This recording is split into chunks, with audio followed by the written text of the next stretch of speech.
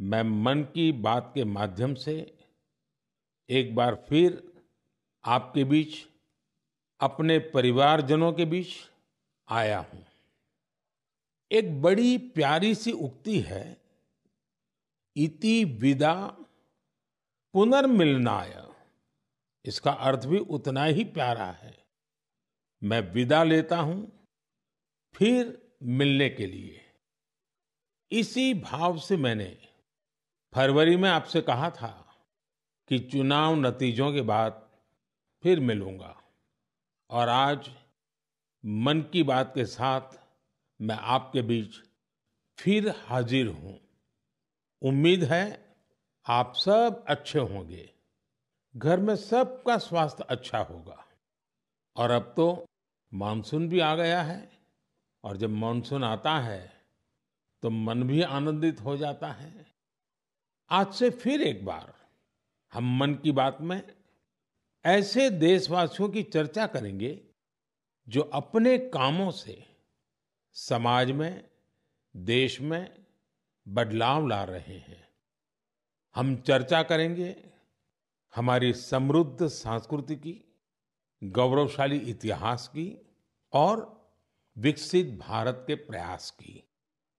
साथियों, फरवरी से लेकर अब तक जब भी महीने का आखिरी रविवार आने को होता था, तब मुझे आपसे इस संवाद की बहुत कमी महसूस होती थी। लेकिन मुझे ये देखकर बहुत अच्छा भी लगा कि इन महीनों में आप लोगों ने मुझे लाखों संदेश भेजे। मन की बात रेडियो प्रोग्राम भले ही कुछ महीने बंद रहा हो, लेकिन मन की बात का जो स्पिरिट है, देश में, समाज में हर दिन अच्छे काम, निस्वार्थ भावना से किए गए काम, समाज पर पॉजिटिव असर डालने वाले काम निरंतर चलते रहे। चुनाव की खबरों के बीच निश्चित रूप से मन को छू जाने वाली ऐसी खबरों पर आपका ध्यान गया होगा। साथियों, मैं आज देशवासियों को धन्यवाद भी करता हूं कि उन्होंने हमारे संविधान और देश की लोकतांत्रिक व्यवस्थाओं पर अपना अटूट विश्वास दोहराया है। 24 का चुनाव दुनिया का सबसे बड़ा चुनाव था। दुनिया के किसी भी देश में इतना बड़ा चुनाव कभी नहीं हुआ, जिसमें 65 करोड़ लोगों ने वोट डाले हैं। मैं चुनाव आयोग और मतदान की प्रक्रिया से जुड़े हर व्यक्ति को इसके लिए बधाई देता हूं। मेरे प्यारे देशवासियों, आज 30 जून का यह दिन बहुत ही महत्वपूर्ण है। इस दिन को हमारे आदिवासी भाई बहन हूल दिवस के रूप में मनाते हैं। यह दिन वीर सिद्धो कान्हू के अदम्य साहस से जुड़ा है, जिन्होंने विदेशी शासकों के अत्याचार का पुरजोर विरोध किया था। वीर सिद्धो कान्हू ने हजारों संथाली साथियों को एकजुट करके अंग्रेजों का जी जान से मुकाबला किया। और जानते हैं ये कब हुआ था? ये हुआ था 1855 में। यानी ये 1857 में भारत के प्रथम स्वतंत्रता संग्राम से भी 2 साल पहले हुआ था।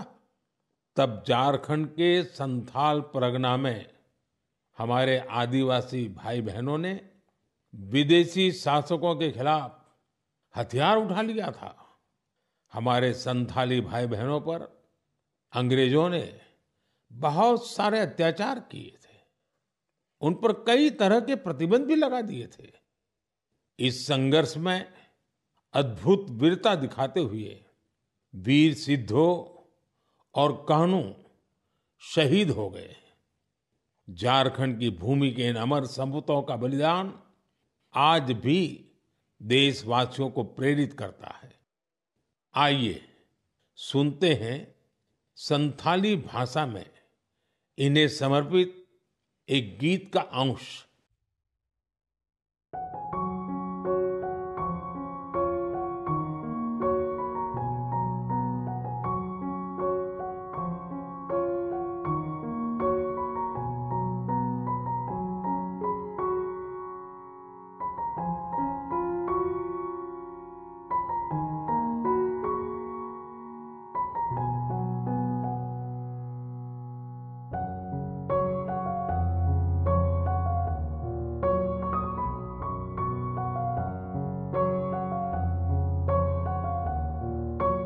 मेरे प्यारे साथियों, अगर मैं आपसे पूछूं कि दुनिया का सबसे अनमोल रिश्ता कौन सा होता है, तो आप जरूर कहेंगे माँ। हम सबके जीवन में माँ का दर्जा सबसे ऊंचा होता है। माँ हर दुख सहकर भी अपने बच्चे का पालन पोषण करती है। हर माँ अपने बच्चे पर हर स्नेह लुटाती है। जन्मदात्री माँ का ये प्यार हम सब पर एक कर्ज की तरह होता है, जिसे कोई चुका नहीं सकता। मैं सोच रहा था, हम माँ को कुछ दे तो सकते नहीं, लेकिन और कुछ कर सकते हैं क्या? इसी सोच में से इस वर्ष विश्व पर्यावरण दिवस पर एक विशेष अभियान शुरू किया गया है। इस अभियान का नाम है एक पेड़ माँ के नाम। मैंने भी एक पेड़ अपनी माँ के नाम लगाया है। मैंने सभी देशवासियों से, दुनिया के सभी देशों के लोगों से ये अपील की है कि अपनी माँ के साथ मिलकर या उनके नाम पर एक पेड़ जरूर लगाएं। और मुझे ये देखकर बहुत खुशी है कि माँ की स्मृति में या उनके सम्मान में पेड़ लगाने का अभियान तेजी से आगे बढ़ रहा है। लोग अपनी माँ के साथ या फिर उनकी फोटो के साथ पेड़ लगाने की तस्वीरों को सोशल मीडिया पर साझा कर रहे हैं। हर कोई अपनी माँ के लिए पेड़ लगा रहा है, चाहे वो अमीर हो या गरीब, चाहे वो कामकाजी महिला हो या गृहिणी। इस अभियान ने सबको माँ के प्रति अपना स्नेह जताने का समान अवसर दिया है। वो अपनी तस्वीरों को हैशटैग प्लांट फॉर मदर और हैशटैग एक पेड़ माँ के नाम, इसके साथ साझा करके दूसरों को प्रेरित कर रहे हैं। साथियों, इस अभियान का एक और लाभ होगा। धरती भी माँ के समान हमारा ख्याल रखती है। धरती माँ ही हम सबके जीवन का आधार है। इसलिए हमारा भी कर्तव्य है कि हम धरती माँ का भी ख्याल रखें। माँ के नाम पेड़ लगाने के अभियान से अपनी माँ का सम्मान तो होगा ही होगा, धरती माँ की भी रक्षा होगी। पिछले एक दशक में भारत में सबके प्रयास से वन क्षेत्र का अभूतपूर्व विस्तार हुआ है। अमृत महोत्सव के दौरान देश भर में 60,000 से ज्यादा अमृत सरोवर भी बनाए गए हैं। अब हमें ऐसे ही माँ के नाम पर पेड़ लगाने के अभियान को गति देनी है।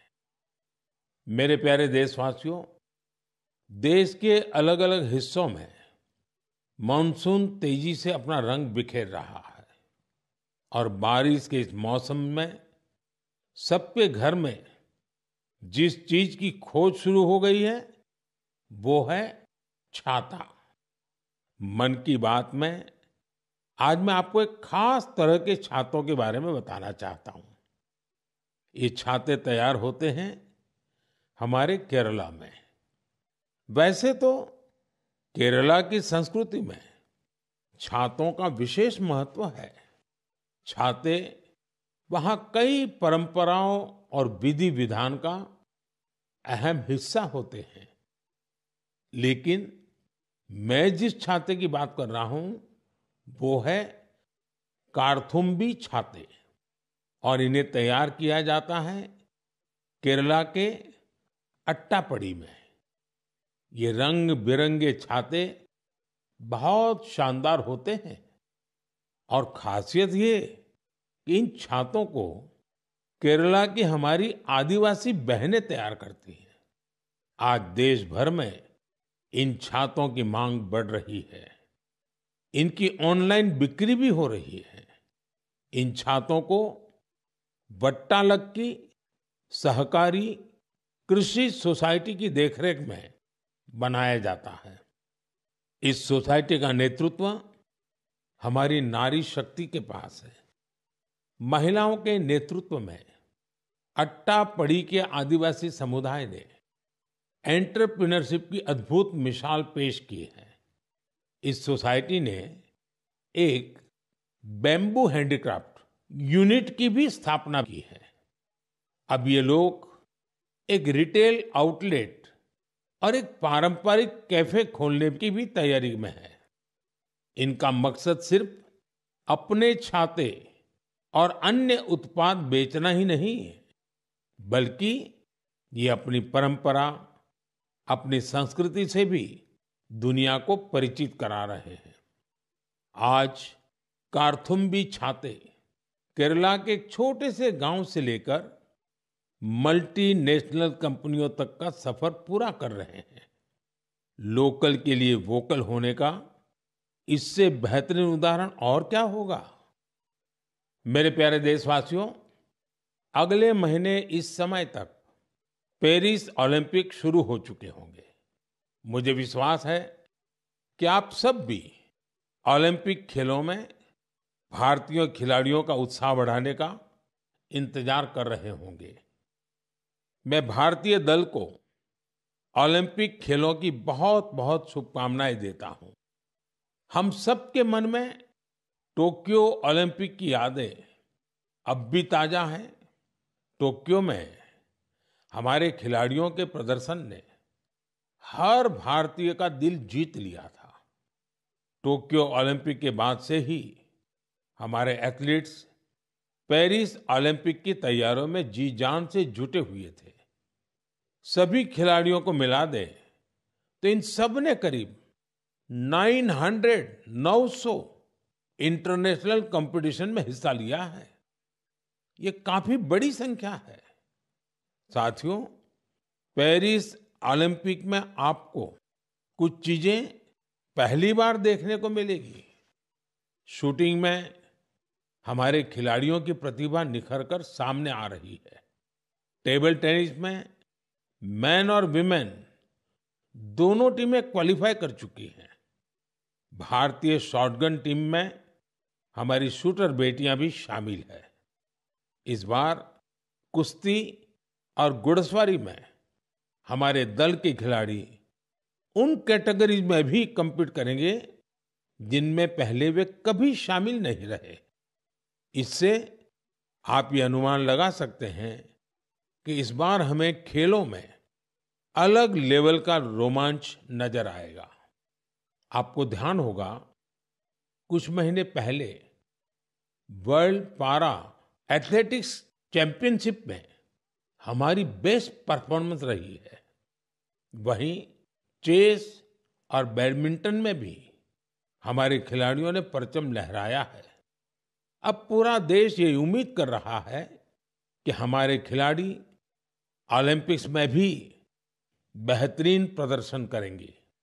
इन खेलों में मेडल्स भी जीतेंगे और देशवासियों का दिल भी जीतेंगे।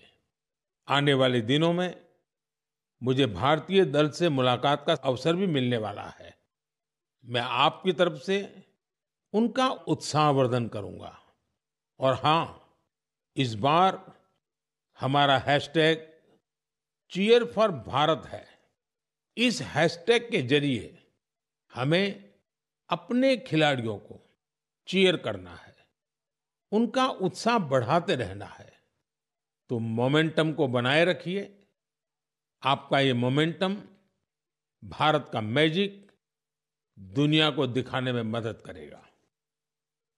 मेरे प्यारे देशवासियों, मैं आप सभी के लिए एक छोटी सी ऑडियो क्लिप प्ले कर रहा हूं। रेडियो क्वेट FM 93.3 से हिंदी शो नमस्ते कुवैत।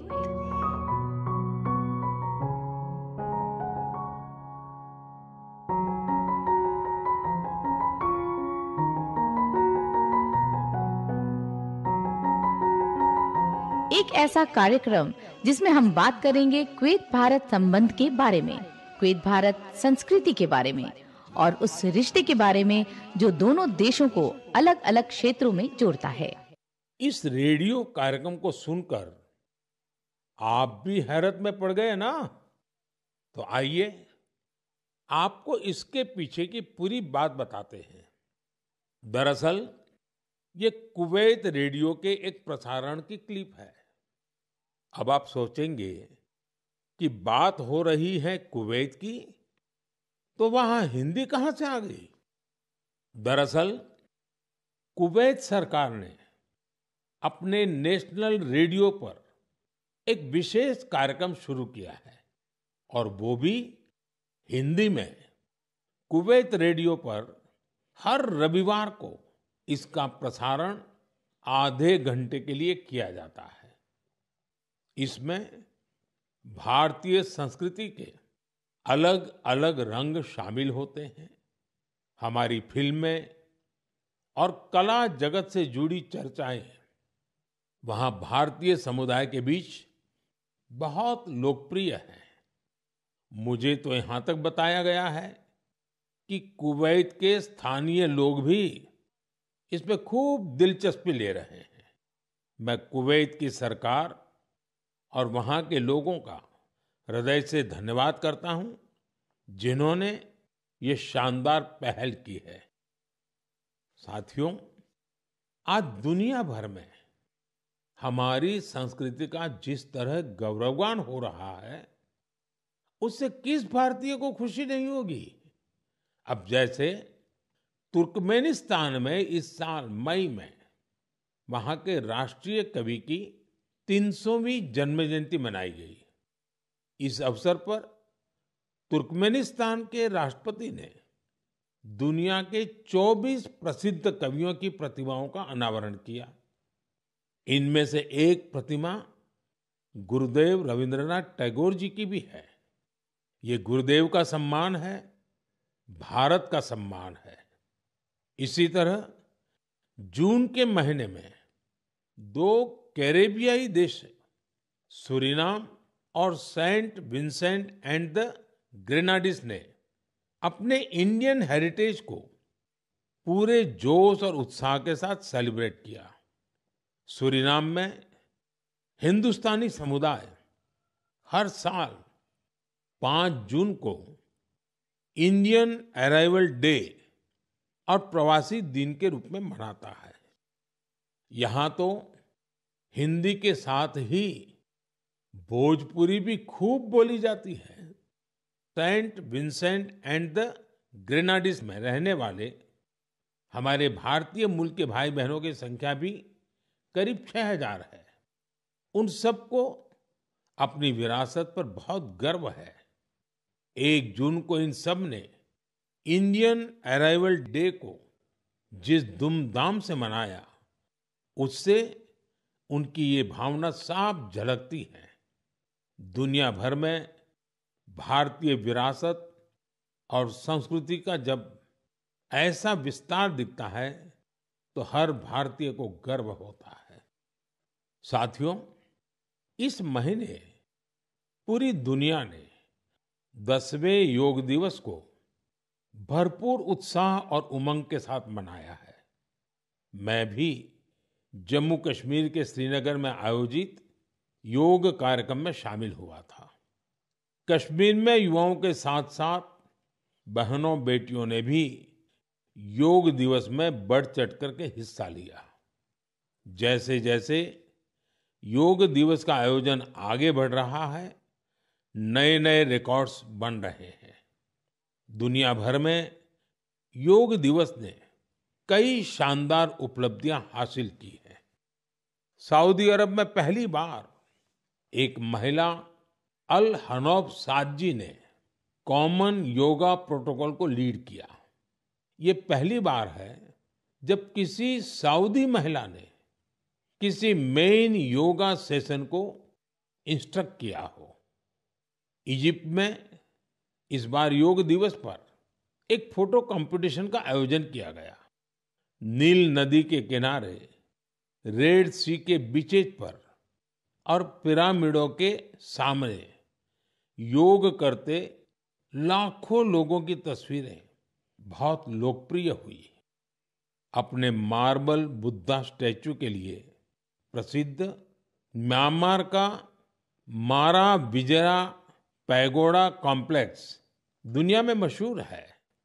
यहाँ भी 21 जून को शानदार योगा सेशन का आयोजन हुआ। बहरीन में दिव्यांग बच्चों के लिए एक स्पेशल कैंप का आयोजन किया गया। श्रीलंका में यूनेस्को हेरिटेज साइट के लिए मशहूर गोल्फ फोर्ट में एक यादगार योगा सेशन हुआ। अमेरिका के न्यूयॉर्क में ऑब्जर्वेशन डेक पर भी लोगों ने योग किया। मार्शल आइलैंड पर भी पहली बार बड़े स्तर पर हुए योग के कार्यक्रम में यहाँ के राष्ट्रपति जी ने भी हिस्सा लिया। भूटान के थिम्पू में भी एक बड़ा योग दिवस का कार्यक्रम हुआ, जिसमें मेरे मित्र प्रधानमंत्री टोबगे भी शामिल हुए। यानी दुनिया के कोने-कोने में योग करते लोगों के विहंगम दृश्य हम सब ने देखे। मैं योग दिवस में हिस्सा लेने वाले सभी साथियों का हृदय से आभार व्यक्त करता हूं। मेरा आपसे एक पुराना आग्रह भी रहा है। हमें योग को केवल एक दिन का अभ्यास नहीं बनाना है। आप नियमित रूप से योग करें। इससे आप अपने जीवन में सकारात्मक बदलावों को जरूर महसूस करेंगे। साथियों, भारत के कितने ही प्रोडक्ट्स हैं जिनकी दुनिया भर में बहुत डिमांड है, और जब हम भारत के किसी लोकल प्रोडक्ट को ग्लोबल होते देखते हैं तो गर्व से भर जाना स्वाभाविक है। ऐसा ही एक प्रोडक्ट है अराकू कॉफी। अराकू कॉफी आंध्र प्रदेश के अल्लूरी सीताराम राजू जिले में बड़ी मात्रा में पैदा होती है।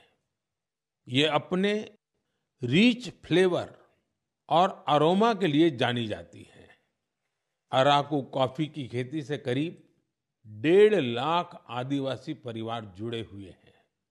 अराकू कॉफी को नई ऊंचाई देने में गिरिजन कोऑपरेटिव की बहुत बड़ी भूमिका रही है।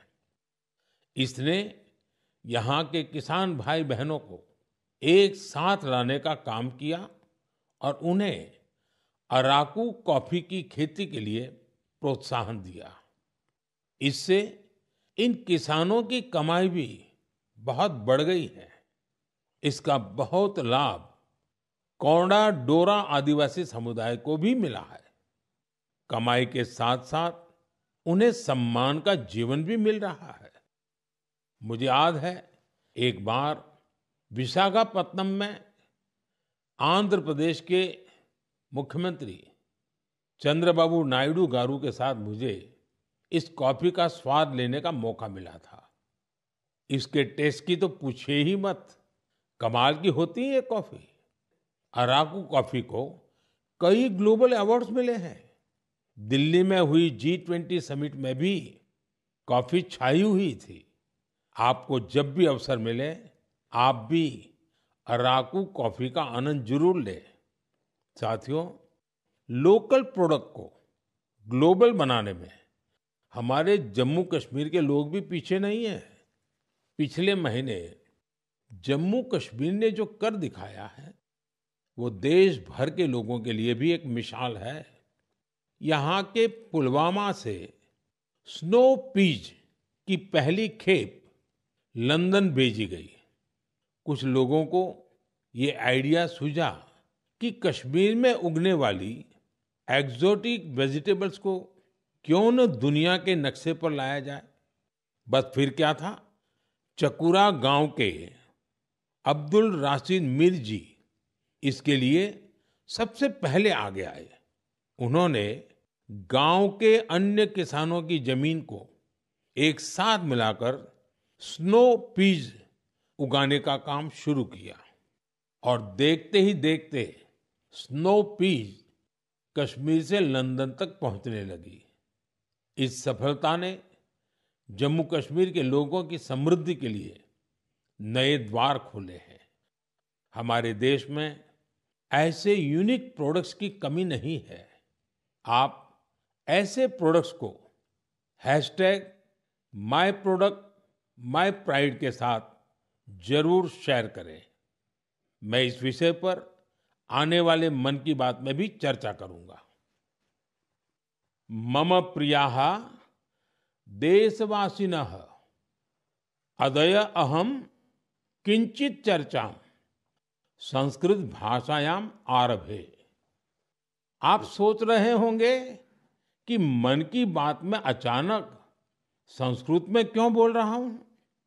इसकी वजह है आज संस्कृत से जुड़ा एक खास अवसर। आज 30 जून को आकाशवाणी का संस्कृत बुलेटिन अपने प्रसारण के 50 साल पूरे कर रहा है। 50 वर्षों से लगातार इस बुलेटिन ने कितने ही लोगों को संस्कृत से जोड़े रखा है। मैं ऑल इंडिया रेडियो परिवार को बधाई देता हूं।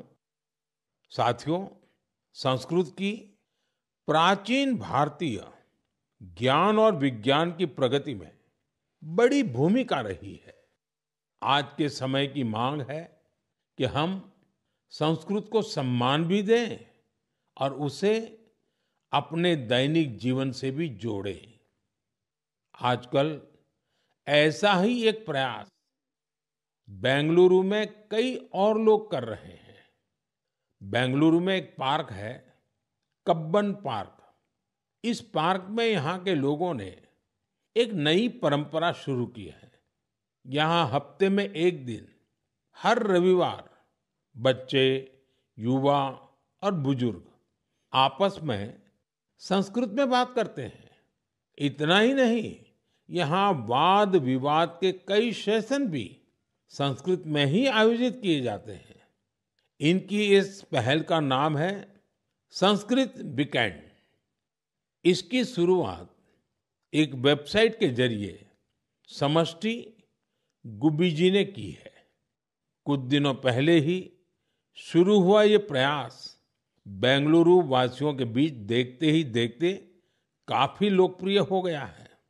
अगर हम सब इस तरह के प्रयास से जुड़े तो हमें विश्व की इतनी प्राचीन और वैज्ञानिक भाषा से बहुत कुछ सीखने को मिलेगा।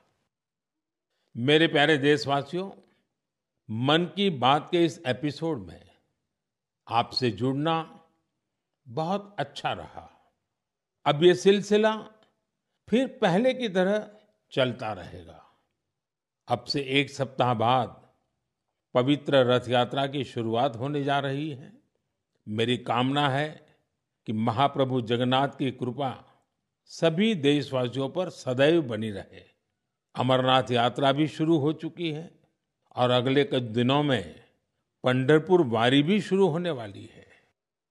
मैं इन यात्राओं में शामिल होने वाले सभी श्रद्धालुओं को शुभकामनाएं देता हूं। आगे कच्छी नववर्ष, आषाढ़ी बीज का त्योहार भी है। इन सभी पर्व त्योहारों के लिए भी आप सभी को ढेर सारी शुभकामनाएं। मुझे विश्वास है कि पॉजिटिविटी से जुड़े जन भागीदारी के ऐसे प्रयासों को आप मेरे साथ अवश्य शेयर करते रहें। मैं अगले महीने आपके साथ फिर से जुड़ने की प्रतीक्षा कर रहा हूं। तब तक आप अपना भी, अपने परिवार का ध्यान रखिए। बहुत बहुत धन्यवाद।